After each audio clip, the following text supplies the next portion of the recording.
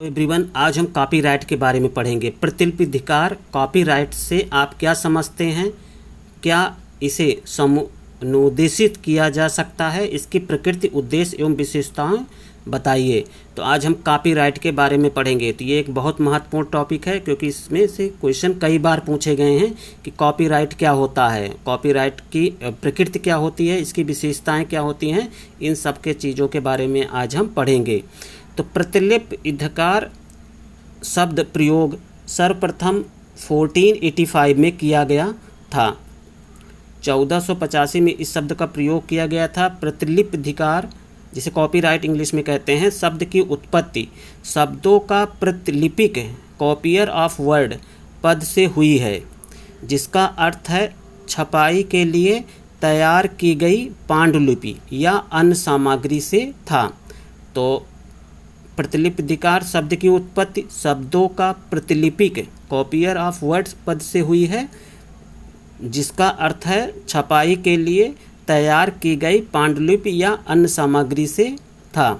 प्रतिलिपिधिकार अंग्रेजी कहावत thou shall not steal, thou shall not steal पर आधारित है, जिसका अर्थ है कोई व्यक्ति किसी लाभ प्राप्त करने की अनुमति देती है, जिसका अर्थ है कोई व्यक्ति किसी लाभ प्राप्त करने की अनुमति देती है और ना ही अपने लाभ के लिए उस वस्तु का उपयोग करने की अनुमति देती है जिसे किसी अन्य व्यक्ति ने अपनी बुद्धि, श्रम, कौशल और पूंजी से निर्मित किया है। तो ये सबसे ज़्यादा इम्पोर्टेंट है। तो अगर किसी व्यक्ति ने कोई भी चीज़ अपनी बुद्धि, श्रम या कौशल और पूंजी से बनाया और निर्मित किया है, तो उसका उपयोग वही कर सकता है और कोई दूसरा व्यक्ति बिना उसकी अनुमति के नहीं कर सकता है। इस प्रकार यदि किसी व्यक्ति ने अपने श्रम या कौशल से कोई पुस्तक लिखी है, तो उसके द्वारा लिखी गई पुस्तक में उसे सांपत्तिक अधिकार प्राप्त होता है। कृत में इसी सांपत्तिक अधिकार को रचयिता का प्रतिलिपिधिकार कहा जाता है। कहने का मतलब हुआ कि अगर किसी व्यक्ति ने मान लीजिए कोई पुस्तक लिखी है, तो ये उसकी संपत्ति हो जाती है, वो पुस्तक लिखी है, और ये उसका अधिकार, ये उसका एक सांपत्तिक अधिकार बन जाता है, और इसी सांपत्तिक अधिकार को ही प्रतिलिपिधिकार कहा जाता है, कॉपीराइट कहा जाता है। ऑक्सफोर्ड इंग्लिश डिक्शनरी के अनुसार प्रतिलिपिधिकार एक रचयिता, संगीतकार या उसके समुन्देशित आदि को उनकी भौतिक कृति की प्रतियों के मुद्रण, प्रकाशन और विक्रय करने के लिए विधि द्वारा निश्चित वर्षों की अवधि तक दिया गया अनन्य अधिकार है।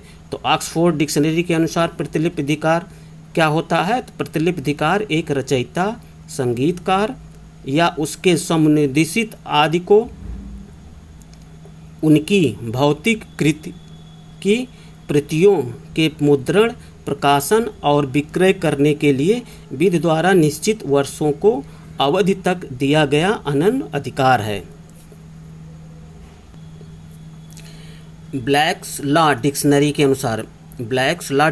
अनुसार प्रतिलिपिधिकार साहित्यिक संपदा का अधिकार है, जिसके अनुसार किसी साहित्यिक या कलात्मक उत्पाद के रचयिता या निर्माता को अमूर्त एवं अभौतिक अधिकार प्राप्त होता है, जिसके अंतर्गत वह उस उत्पाद कृत के बारे में एक विनिर्दिष्ट अवधि तक उसके मुद्रण एवं विक्रय का अनन्य अधिकार रखता है।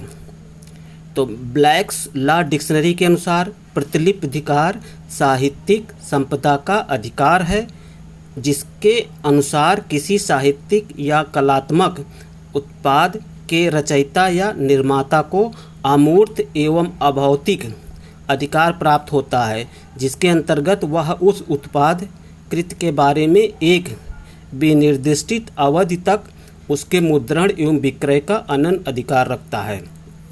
प्रतिलिपिधिकार की प्रकृति क्या होती है? तो प्रतिलिपिधिकार नेचर ऑफ कॉपीराइट,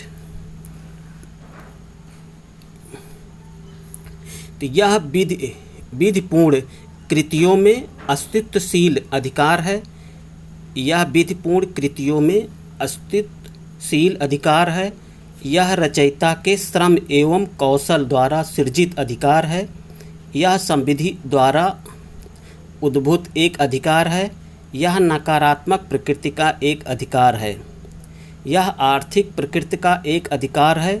यह बौद्धिक संपदा का एक वर्ग है।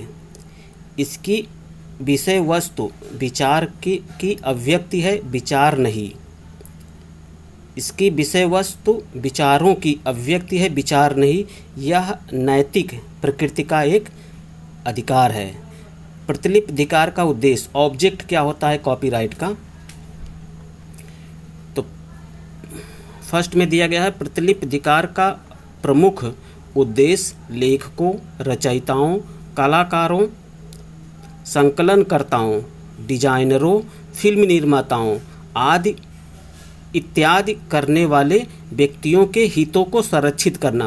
तो ये सबसे इम्पोर्टेंट है। इसका ऑब्जेक्ट क्या होता है कि जो प्रमुख लेखक होते हैं, जो लेखकों, रचयिताओं, कलाकारों, संकलनकर्ताओं, डिजाइनरों, फिल्म निर्माताओं इत्यादि करने वाले व्यक्तियों के हितों की रक्षा करता है ये कॉपीराइट। तो जैसे मान लीजिए कोई व्यक्ति ने किसी फिल्म निर्माता ने कोई फिल्म बनाई, तो उससे होने वाले फ़ायदों का केवल वही उपयोग कर सकता है। अब उसी को कोई दूसरा उसका कॉपीराइट नहीं कर सकता है। मतलब उसका में होने वाले जो फ़ायदे होते हैं उसका कोई दूसरा उसका उपयोग नहीं कर सकता है। लेखकों एवं रचयिताओं को मूल कृतियों का सृजन करने के लिए प्रोत्साहित करना है।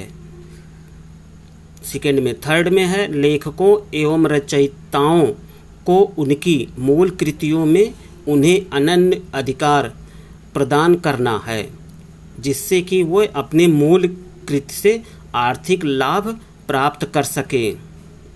थर्ड में दिया है लेखकों एवं रचयिताओं को उनकी मूल कृति में उन्हें अनन्य अधिकार प्रदान करना है, जिससे वे अपनी मूल कृतियों से आर्थिक लाभ प्राप्त कर सकें। फोर्थ में प्रतिलिपि अधिकार का मुख्य उद्देश्य रचयिताओं के श्रम, कौशल एवं पूंजी को संरक्षण प्रदान करना तथा उन्हें प्रोत्साहित करना।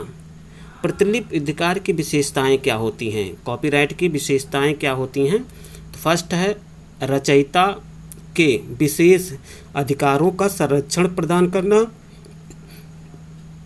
सेकेंड में अति उल्लंघन की दशा में सिविल एवं दंडिक उपचार प्रदान करना। थर्ड, विभिन्न वर्गों के कृतियों के लिए कॉपीराइट की अवधि का निर्धारण करना। फोर्थ है अधिक कार्यवाहियों के संबंध में निराधार धमकियों के विरुद्ध उपचार प्रदान करना। फिफ्थ है कृतियों के प्रथम स्वामी के निर्धारण करने में उपबंध करना। सिक्स्थ दिया है प्रतिलिपि अधिकार की अनुज्ञप्तियों के बारे में तथा समुनिदेश के बारे में उपबंध करना। सेवन में दिया गया है अंतर्राष्ट्रीय प्रतिलिपि अधिकार के बारे में उपबंध करना। तो ये सब जितने टॉपिक दिए गए हैं 1 से लेकर 7 तक, ये काफ़ी महत्वपूर्ण हैं। इनकी विशेषताएं क्या होती हैं कॉपीराइट की, तो ये इसमें दिए गए हैं। उसके बाद सब्जेक्ट मैटर ऑफ कॉपीराइट, प्रतिलिपि अधिकार की विषय वस्तु क्या होती है। प्रतिलिपि अधिकार अधिनियम के अंतर्गत प्रतिलिपि अधिकार की विषय वस्तु का उल्लेख धारा 13 के उपबंधों के अधीन किया गया है, जिसके अनुसार प्रतिलिपि अधिकार की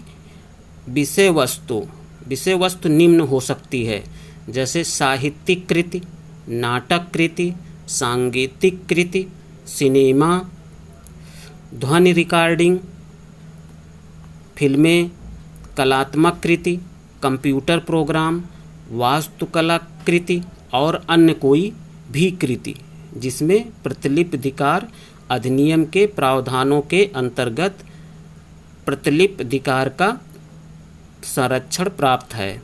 राज वीडियो विजन बनाम के मोहन कृष्ण, ये AIR 1998 का केस है, जिसमें मामले में मद्रास उच्च न्यायालय द्वारा यह प्रतिपादित किया गया कि अधिनियम की धारा 14 सेकेंड में दिया गया है निर्माता को किसी फिल्म की कॉपी को विक्रय करने, भाड़े पर देने अथवा विक्रय या भाड़े पर देने की प्रस्तावना करने का अधिकार प्रदान करती है, चाहे ऐसी कॉपी किसी पूर्व अवसर पर विक्रय की गई हो या भाड़े पर दी गई हो अथवा नहीं। और दूसरा केस है इन्फोसिस सॉल्यूशंस बनाम केरल लॉ टाइम्स, ये IR 2007 का केस है, जिसके मामले में केरल उच्च न्यायालय द्वारा यह अभिनिर्धारित किया गया है कि न्यायालय के निर्णय में न तो सरकार का प्रतिलिप्तिकार होता है और न ही किसी अन्य व्यक्ति का, यहाँ तक कि निर्णय देने वाले न्यायाधीश का भी उसमें प्रतिलिप्तिकार नहीं होता है, लेकिन किसी लॉ रिपोर्टर का उसमें समाहित निर्णय पर प्रतिलिप्तिकार है, क्योंकि वह उसके बुद्धि कौशल का परिणाम होता है। तो कहने का मतलब न्यायालय जो जजमेंट देता है वो उसका प्रतिलिप्तिकार उसमें नहीं होता है, लेकिन अगर कोई लॉ रिपोर्टर कोई अपनी बुद्धि कौशल से कोई निर्णय बनाता है तो वो प्रतिलिप्तिकार में आता है, क्योंकि वो अपनी बुद्धि का इस्तेमाल करता है। ठीक ऐसा ही मत श्रीमती इसी खोसला बनाम अनिल अग्रवाल, ये IR 2007 का केस है, जिसके मामले में दिल्ली उच्च न्यायालय द्वारा अभिव्यक्त किया गया प्रतिलिप्तिकार का समुन्निदेशन क्या होता है। तो प्रतिलिप्तिकार अधिनियम 1957 की धारा 18 में प्रतिलिप्तिकार के समुन्निदेशन के बारे में बताया गया है। असाइनमेंट ऑफ कॉपीराइट के बारे में प्रावधान किया गया है, जिसके अनुसार किसी विद्यमान कृति पर प्रतिलिप्तिकार का स्वामी या किसी भावी कृति में प्रतिलिप्तिकार का होने वाला स्वामी प्रतिलिप्तिकार का या तो पूर्णतः या भागतः संपूर्ण अवधि या उसके किसी भाग के लिए किसी अन्य व्यक्ति को समुन्निदेशन कर सकता है। तो ये काफ़ी इम्पोर्टेंट है। एक केस है Avtar Singh and company private limited बनाम वेंकट रमन, IR 2003 का केस है, जिसके मामले में मद्रास उच्च न्यायालय द्वारा यह अब निर्धारित किया गया कि सिनेमाटोग्राफ एक कृति है और ऐसे फिल्म के समुन्निदेशन का करार विद्यमान एवं प्रवर्तनीय है। इसी प्रकार gramophone company of India limited बनाम शांति फिल्म कॉरपोरेशन, IR 1997 के मामले में कलकत्ता उच्च न्यायालय द्वारा यह कहा गया कि प्रतिलिप्तिकार चल संपत्ति में लाभप्रद हित है, जिसका समुन्निदेशन द्वारा अंतरण किया जा सकता है या जो समुन्निदेशन द्वारा अंतरण योग्य है। तो प्रतिलिप्तिकार को एक चल संपत्ति में लाभप्रद हित है, जिसका समुन्निदेशन द्वारा अंतरण किया जा सकता है। समुन्निदेशन के लिए आवश्यक तत्व, तो धारा 19 में समुन्निदेशन के आवश्यक तत्वों का उल्लेख किया गया है। विधिमान समुन्निदेशन के लिए निम्नांकित बातें आवश्यक हैं।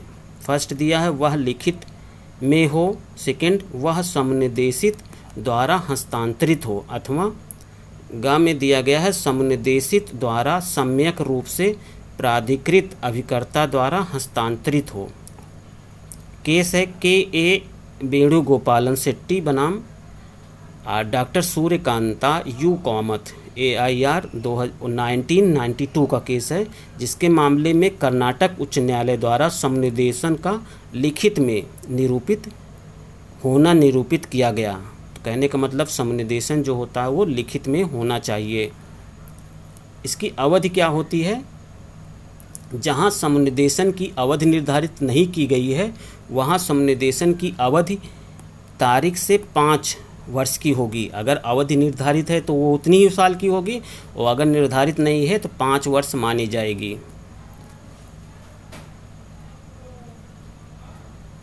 विवादों का विनिश्चय, प्रतिलिप्तिकार के समुन्निदेशन के बारे में उत्पन्न विवादों के विनिश्चय के बारे में प्रावधान अधिनियम की धारा 19 का में किया गया है। प्रतिलिप्तिकार के समुन्निदेशन के संबंध में विवादोत्पन्न विवादों का विनिश्चय कॉपीराइट बोर्ड द्वारा किया जाएगा। ऐसे विनिश्चय के पूर्व बोर्ड द्वारा सम्यक जांच की जाएगी। तो इस प्रकार आपने कॉपीराइट क्या होता है, कॉपीराइट की समुद्देशन के बारे में पूरी जानकारी ले ली। तो आशा करते हैं कि आपको ये टॉपिक काफ़ी पसंद आया होगा। इसको 1-2 बार पढ़ेंगे तो कॉपीराइट से संबंधित सारी बातें आपको पता चल जाएंगी। अब इसके बाद अगली वीडियो में हम मिलेंगे, तो अगली वीडियो में कॉपीराइट से संबंधित और सारे क्वेश्चन को देखेंगे। धन्यवाद।